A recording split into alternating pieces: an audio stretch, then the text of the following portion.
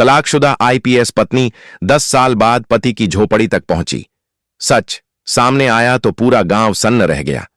दोस्तों, यह कहानी है बिहार के वैशाली जिले के एक छोटे से गांव की। दोपहर का समय था। गांव की धूल भरी सड़क पर अचानक एक सरकारी गाड़ी आकर रुकी। लाल बत्ती, चमकती गाड़ी। गांव वालों ने एक दूसरे की तरफ देखा। सब समझ गए ये कोई आम आदमी नहीं है। गाड़ी का दरवाजा खुला। जैसे ही एक औरत बाहर उतरी, पूरा गांव खामोश हो गया।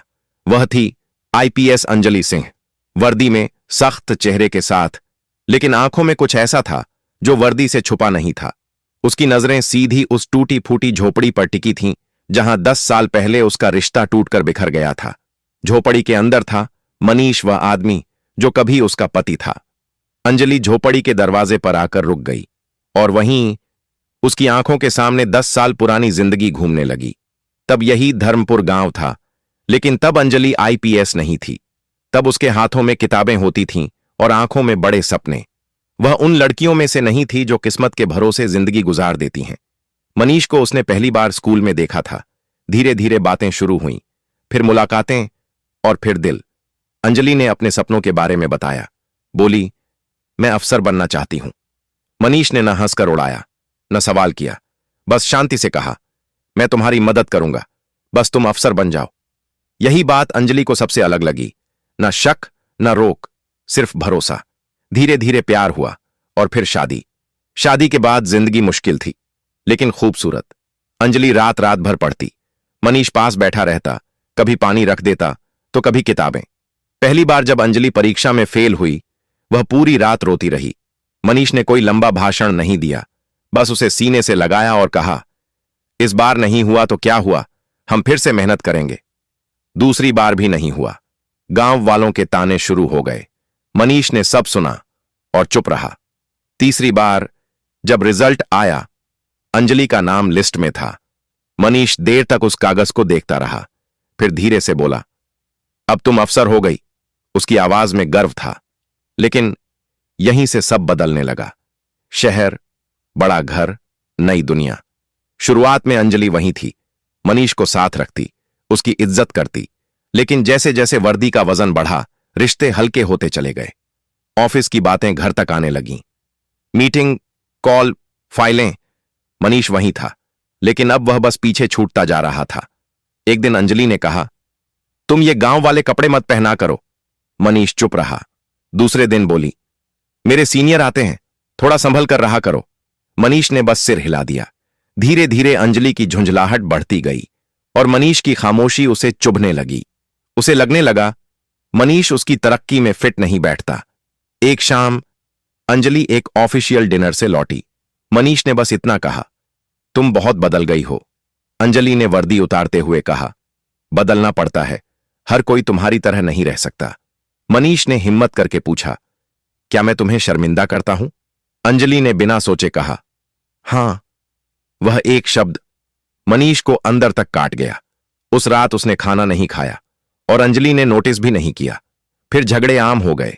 अंजलि को लगता मनीष उसे रोक रहा है, मनीष को लगता वह खुद को खो रहा है। एक दिन अंजलि ने साफ कह दिया, मैं इस रिश्ते को अब ढो नहीं सकती। मनीष देर तक चुप रहा, फिर बोला, तो छोड़ दो। उस आवाज में गुस्सा नहीं था, सिर्फ थकान थी। तलाक हो गया, ना रोना, ना समझौता, बस कागजों पर एक रिश्ता खत्म। अंजलि ने सोचा, उसने सही किया। मनीष गांव लौट आया, बिना किसी शिकायत के। और आज 10 साल बाद आईपीएस अंजलि खाकी वर्दी में सरकारी गाड़ी के साथ पूरा रुतबा लेकर उसी झोपड़ी के सामने खड़ी थी जहां कभी उसका सब कुछ छूट गया था। लेकिन उसके दिल के अंदर कुछ अजीब सा कांप रहा था, जैसे कोई पुरानी चोट फिर से जाग गई हो। अंजलि ने धीरे से दरवाजे पर दस्तक दी। अंदर से धीमी, थकी सी आवाज आई, आ रहा हूं। दरवाजा खुला। सामने मनीष खड़ा था। वही मनीष, लेकिन बिल्कुल बदला हुआ। शरीर पहले से पतला, कंधे थोड़े झुके हुए, चेहरे पर थकान की रेखाएं और आंखों में एक अजीब सी शांति। ऐसी शांति जो बहुत कुछ सह लेने के बाद आती है। उसने अंजलि को देखा, फिर उसकी खाकी वर्दी, फिर कंधों पर चमकते सितारे, और बस इतना कहा, यहां क्यों आई हो? अंजलि एक पल को वहीं ठिठक गई। उसे लगा था मनीष उसे देखकर चौंक जाएगा, शायद नाराज होगा, शायद कुछ कहेगा, लेकिन वह ऐसे खड़ा था जैसे रोज किसी अफसर को इसी तरह देखते रहने का आदी हो। झोपड़ी के अंदर की दुनिया, झोपड़ी के अंदर हल्की सी धूप छन रही थी। मिट्टी का फर्श, एक कोने में पुरानी चारपाई, दीवार से टिकी एक टूटी सी कुर्सी। अंजलि ने चारों ओर देखा। यह वही झोपड़ी थी, लेकिन अब और भी छोटी लग रही थी, जैसे समय ने इसे भी सिकोड़ दिया हो। बैठिए, मनीष ने कुर्सी की तरफ इशारा किया। अंजलि पहली बार हिचकिचाई। इतनी बड़ी अफसर होते हुए भी आज उसे बैठने में झिझक हो रही थी। वह कुर्सी पर बैठ गई। मनीष चारपाई के किनारे। बीच में एक अजीब सी खामोशी थी, ऐसी खामोशी जिसमें शब्द नहीं होते, बस यादें बोलती हैं। गांव में खबर फैल चुकी थी, मनीष की झोपड़ी पर आईपीएस मैडम आई हैं। लेकिन हैरानी की बात यह थी कि कहीं कोई शोर नहीं था, कोई भीड़ नहीं थी, बस चुप्पी। अंजलि को लगा यह चुप्पी सामान्य नहीं है। मनीष उठा, मटके से पानी निकाला, एक गिलास में भरकर अंजलि की तरफ बढ़ा दिया। अंजलि ने गिलास पकड़ते समय उसके हाथ देखे, वही हाथ जो कभी उसके लिए खेतों में दिन रात मेहनत करते थे, अब और भी ज्यादा खुरदुरे हो चुके थे। उसने पानी पिया। आप यहां क्यों आई हैं? मनीष ने पूछा। यह पहली बार था जब उसने तुम नहीं, आप कहां था, वह एक शब्द अंजलि के दिल में चुभ गया। वह रुक गई। आईपीएस अफसर के पास हर सवाल का जवाब होता है, लेकिन आज उसके पास अपने आने की वजह का जवाब नहीं था। मनीष ने बिना दबाव डाले कहा, अगर कोई जरूरी काम हो तो बोलिए। अंजलि को समझ आ गया, मनीष टूटा नहीं था, झुका नहीं था, बस बदल गया था। तभी बाहर खड़ी कमला देवी आगे बढ़ी, गांव की सबसे बुजुर्ग औरत, जो सब कुछ जानती थीं। उन्होंने अंजलि की वर्दी देखी, फिर उसकी आंखों में झांका और कहा, मैडम, अंदर जगह कम है, बात बाहर कर लें तो अच्छा रहेगा। अंजलि बाहर आ गई। अब पूरा गांव सामने था। कमला देवी ने भारी आवाज में कहा, आप 10 साल बाद आई हैं। अंजलि ने सिर झुका लिया, धीमे से पूछा, सब ठीक है ना? कमला देवी रुकी, फिर बोली, सब ठीक तब होता जब मनीष बोल पाता। अंजलि चौंक गई। मतलब? एक एक करके लोग बोलने लगे। तलाक के बाद मनीष गांव छोड़कर शहर गया था, काम ढूंढने, लेकिन हर जगह लोग पूछते, आईपीएस अफसर का पति होकर मजदूरी? कुछ हंसते थे, कुछ ताने मारते थे। अंजलि की सांसें तेज हो गईं। कमला देवी बोली, लेकिन मनीष ने कभी नहीं कहा कि आपने उसे छोड़ा। वो बस यही कहता था, गलती मेरी होगी। ये सुनते ही अंजलि की आंखें भर आईं। एक आदमी बोला, एक बार थाने में भी बुलाया गया था। अंजलि घबरा गई। क्यों? झूठे केस में, आदमी बोला। लोग कहते थे आईपीएस की बीवी का नाम लेकर धमकाता है। मनीष ने बस इतना कहा था, नाम मत लो, वो अब मेरी नहीं है। कमला देवी ने आखिरी बात कही, मैडम, मनीष ने आपकी वजह से अपनी आवाज खो दी। अब वो इसलिए कम बोलता है क्योंकि जब बोलता था लोग हंसते थे। अंजलि पीछे मुड़ी। मनीष झोपड़ी के दरवाजे पर खड़ा था, शांत, बिल्कुल शांत, जैसे ये सब बातें उसकी नहीं, किसी और की हों। कांपती आवाज में अंजलि ने पूछा, यह सब तुमने मुझे कभी क्यों नहीं बताया? मनीष ने पहली बार सीधे उसकी आंखों में देखा और बस कहा, आपने कभी पूछा ही नहीं। यह वाक्य अंजलि को किसी थप्पड़ की तरह लगा। अब उसे समझ आ रहा था, यह सिर्फ एक टूटा हुआ रिश्ता नहीं था, यह एक आदमी की चुपचाप दी गई कुर्बानी थी। और उसे यह भी महसूस हो रहा था, यह कहानी अभी खत्म नहीं हुई है, अभी सच का आखिरी हिस्सा सामने आना बाकी था।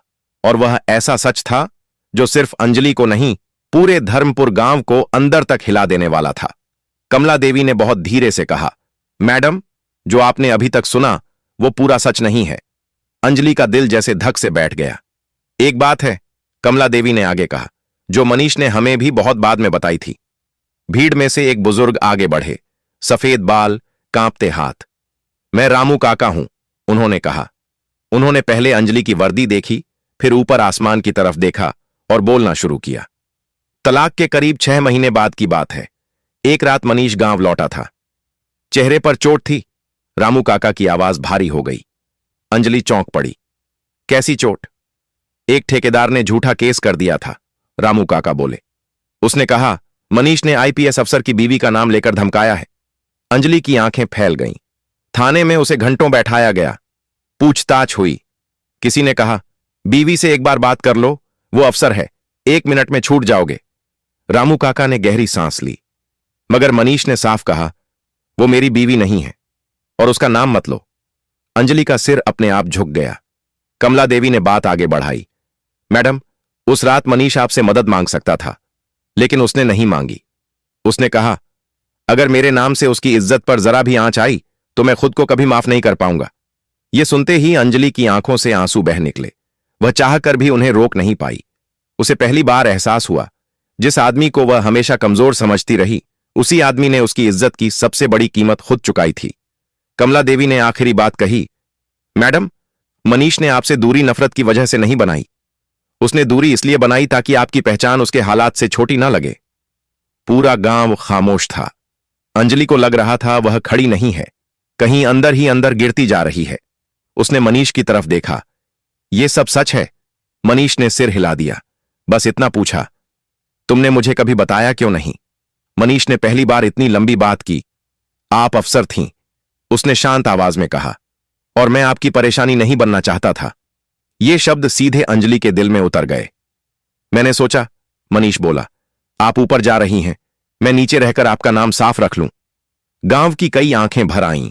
उसी पल अंजलि को समझ आ गया, यह कहानी अब पीछे नहीं जा सकती। जो टूट चुका है उसे जोड़ने से पहले समझना पड़ता है, और अब सबसे मुश्किल हिस्सा बाकी था। अब सवाल यह नहीं था कि सच क्या था, सवाल यह था, अब इसके बाद क्या? दोपहर ढल चुकी थी। मनीष ने अंजलि की तरफ देखा, फिर नजरें हटा लीं। अब जाइए, उसने कहा। यह शब्द आदेश नहीं थे, एक बंद दरवाजे जैसे थे। मैं मदद करना चाहती हूं, अंजलि बोली। उसकी आवाज में न रुतबा था, न अफसराना सख्ती, बस एक कोशिश थी। मनीष हल्का सा मुस्कुराया। घर, काम, इलाज, जो चाहिए सब दूंगी, अंजलि बोली। मनीष ने पहली बार हाथ उठाकर उसे रोका और जानबूझकर कहा, आप बहुत बड़ी अफसर हैं, आपके पास सब कुछ है, लेकिन जो आप देना चाहती हैं वो मेरे पास पहले से था। अंजलि को समझ नहीं आया। मनीष, मैं माफी मांगने आई हूं। उसकी आवाज टूट गई। मुझसे बहुत बड़ी गलती हो गई। मैं चाहती हूं कि तुम ठीक रहो। मनीष ने उसे देखा, सीधी लंबी नजर से। मैं ठीक हूं, उसने कहा। आपको बस यह समझने में देर हो गई। अंजलि ने जेब से एक सरकारी कागज निकाला। सरकारी लेटर हेड। ये देखो, उसने कहा, शहर में तुम्हारे लिए काम है। मनीष ने कागज की तरफ देखा तक नहीं। क्यों? अंजलि की आवाज टूट गई। मनीष बोला, मैं अब किसी का एहसान लेकर अपने आप से दोबारा इनकार नहीं करना चाहता। उसकी आवाज पहली बार थोड़ी भारी हुई। जब मैंने आपसे कुछ नहीं मांगा तब आप अफसर बनकर चली गईं। अब जब आप अफसर बनकर लौटी हैं तो मैं कैसे मांग लूं? गांव में कोई फुसफुसाहट नहीं थी। हर कोई सुन रहा था, हर कोई समझ रहा था। मनीष की बात खत्म होते ही वहां खड़े हर इंसान को जैसे अपनी सांसों की आवाज सुनाई देने लगी। अंजलि के हाथ से वह सरकारी कागज धीरे धीरे नीचे सरक गया, और उसी पल उसे एहसास हुआ, रुतबा, ताकत, पद, सब कुछ होते हुए भी आज वह सबसे खाली इंसान थी। अंजलि ने आंखें बंद कीं। भीतर कहीं कुछ टूट रहा था। वह बोली, मनीष, मैं सब कुछ वापस नहीं ला सकती, लेकिन अगर मेरी वजह से तुम्हें कभी भी कोई दर्द मिला है तो उसका बोझ मैं उम्र भर उठाना चाहती हूं। मनीष ने हल्की सी सांस ली। उसकी आवाज अब भी शांत थी, लेकिन उस शांति में एक लंबा सफर छिपा था। दर्द सबको मिलता है अंजलि, फर्क बस इतना है कि कुछ लोग दर्द को आवाज बना लेते हैं और कुछ लोग उसे खामोशी बना लेते हैं। मैंने खामोशी चुनी थी। कमला देवी आगे बढ़ी। उनकी आंखों में नमी थी। मैडम, मनीष ने कभी किसी से शिकायत नहीं की, लेकिन यह गांव जानता है कि उसने कैसे खुद को संभाला। वह खेतों में काम करता है, बच्चों को मुफ्त पढ़ाता है। गांव के लड़के कहते हैं, अगर मनीष भैया जैसा इंसान बन गए तो जिंदगी जीत लेंगे। अंजलि चौंक गई। उसने मनीष की तरफ देखा। तुम बच्चों को पढ़ाते हो? मनीष ने सिर हिलाया। जो मुझे नहीं मिला वो किसी और से क्यों छीनूं? उस एक वाक्य ने अंजलि की आंखों के सामने पूरी तस्वीर रख दी। अंजलि धीरे धीरे आगे बढ़ी। उसने पहली बार बिना वर्दी के वजन के एक इंसान की तरह बात की। मनीष, अगर तुम चाहो तो मैं यह गांव छोड़कर चली जाऊंगी। मैं तुम्हारी शांति में दखल नहीं दूंगी, लेकिन एक बात का जवाब दो, क्या तुम्हारे दिल में मेरे लिए नफरत है? मनीष कुछ पल चुप रहा। गांव वाले भी रुक गए। फिर उसने कहा, नफरत होती तो आप यहां खड़ी नहीं होती। नफरत आदमी को कठोर बना देती है।